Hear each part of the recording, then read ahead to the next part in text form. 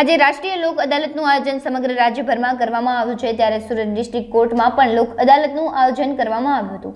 આ લોક અદાલતમાં 20,000 કરતાં પણ વધારે કેસોનો નિકાલ થયો હતો અને મહત્વની વાત કહી શકાય કે લોક અદાલતમાં એક અકસ્માતના કેસમાં પરિવારને 80 લાખ રૂપિયાનું વળતર આપવામાં આવ્યું હતું। બીજા અકસ્માતના કેસમાં 1 કરોડ રૂપિયાનું વળતર પરિવારને મળ્યું હતું। 2024ના વર્ષની આ પહેલી લોક અદાલત યોજાઈ હતી, જેમાં સુરત જિલ્લાના 52 થી 53,000 જેટલા કેસો લોક અદાલત માટે આઈડેન્ટિફાઈ કરવામાં આવ્યા હતા। તેમાંથી 43,000 કે તેથી વધુ કેસોનો નિકાલ કરવાની શક્યતા પણ છે।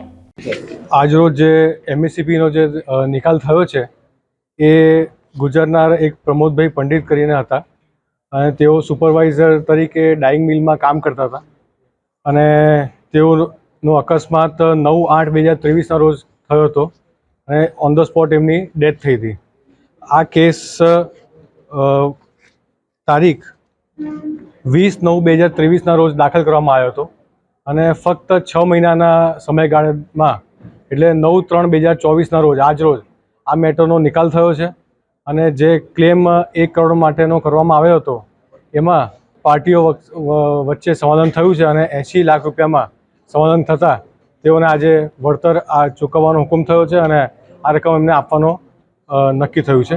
એ પ્રમાણે આ મેટરનું ડિસ્પોઝ ઓફ થયું છે। આ ઉપરાંત ઘણી બધી મેટર્સ હતી જેને લેવામાં આવી હતી અને આને પણ ડિસ્પોઝ કરવામાં આવી છે અને હજી પણ પ્રયત્નો ચાલુ જ છે અને જેટલા પણ કેસો આવશે એ બધા જ લેવામાં આવશે અને એને મેક્સિમમ સમાધાન થાય એ પૂરા પ્રયત્નો કરવામાં આવશે। આજની આ લોક અદાલત છે એ નેશનલ લોક અદાલત છે।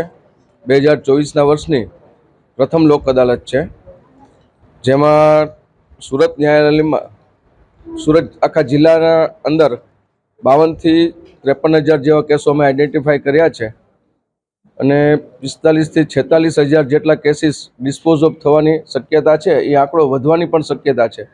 ખાસ કરીને અમે એમએસસીપી કેસીસ છે, મોટર એક્સિડન્ટ કેસીસ, મોટર અકસ્માતમાં જે લોકો મૃત્યુ પામ્યા હોય કે ઈજા પામ્યા હોય એમના વળતરના કેસીસમાં ઝડપથી સમાધાન થાય અને એના ફ્રૂટ છે એ વારસોને અથવા ઇન્જર્ડને ઝડપથી મળે એવા પ્રયત્ન કરીએ છીએ।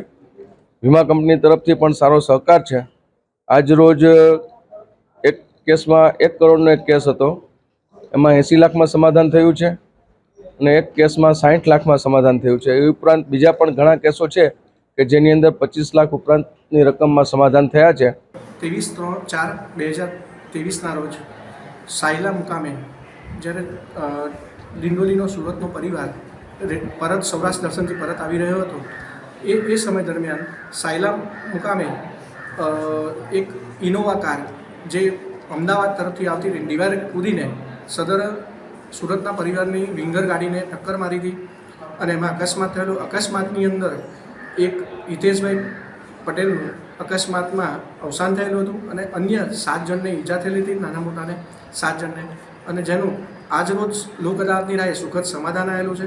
એમાં જે ગુજરનાર છે હિતેશભાઈ, એના વારસદારને 55 લાખ મળેલા છે અને એને જે નાની મોટી જે ઈજાઓ થયેલી છે અન્ય 7 વ્યક્તિઓને એને 25 લાખ પૂરા મળેલા છે, જે બાબતે લોક અદાલતમાં સુખદ સમાધાન થયેલું છે અરજદાર અને વીમા કંપનીને।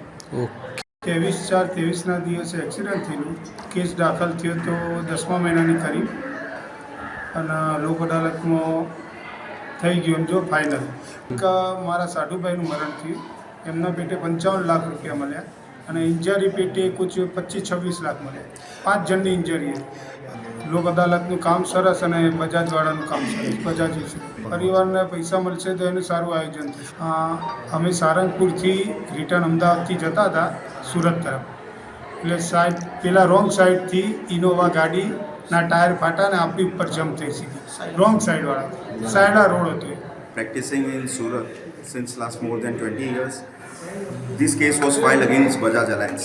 We were the insurance company of the Innova, whose driver had driven the vehicle at full speed negligently and had hit the vehicle in which the applicants were coming. In all total, there were 8 matters. On receiving the documents, the insurance company had appointed the investigator who had conducted the investigation. He had verified the income and all the papers, and he had also met all the applicants. After he had submitted the investigation report to the insurance company had settled the matter. It took near about 3 days, last 3 days, for completing this matter. and this matter was just settled with the insurance company early in the morning.